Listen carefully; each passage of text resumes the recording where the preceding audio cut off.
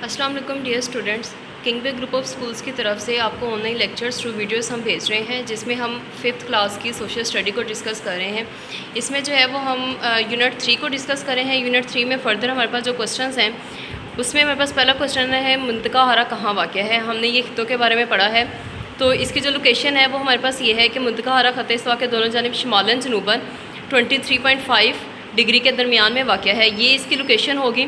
और यहाँ पे जो सारा साल मौसम जो है वो गर्म रहेगा, क्योंकि हम ये पीछे पढ़ चुके हैं कि अगर सूरज की शुआएं जो है वो अमूदन पड़ती हैं तो वहाँ पे गर्मी जो है वो ज़्यादा हमें फ़ील होगी।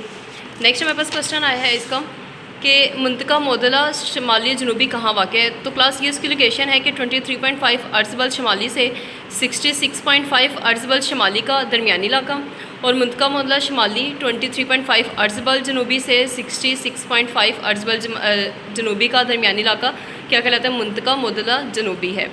और यहाँ पे जो है वो सूरज की शुआएं तकरीबन साल भर तिरछी पड़ती हैं।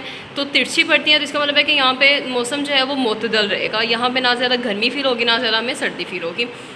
अच्छा जी, नेक्स्ट हमारे पास जो क्वेश्चन है वो हमारे पास मौसम गर्मा के मानसून हवाओं से रिलेटेड है कि पाकिस्तान में मौसम गर्मा की ज़्यादातर बारिशें जो है वो किस वजह से होती हैं।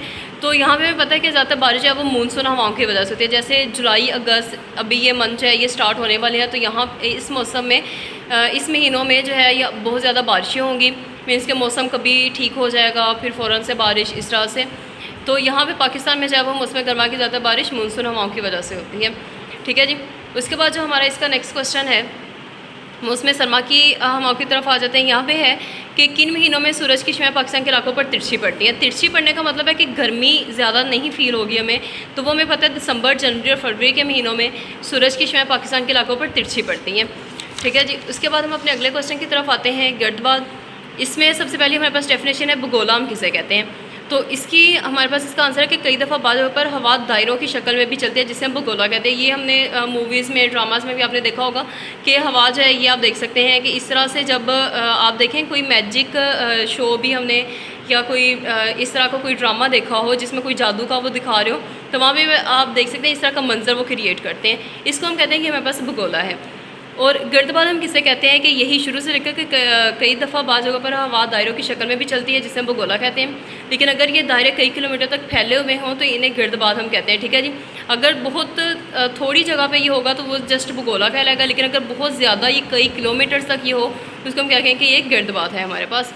ठीक है जी। उसके बाद हमारे पास गर्दबादी बारिश हम किसे कहते हैं। इसमें है कि हवाएं कम दबाव वाले इलाके की तरफ तेज़ी से चलना शुरू कर देती हैं। यहाँ पहुंचकर हमारे गर्म होकर ऊपर की तरफ उठती हैं और ठंडी होकर बारिश बरसाती हैं।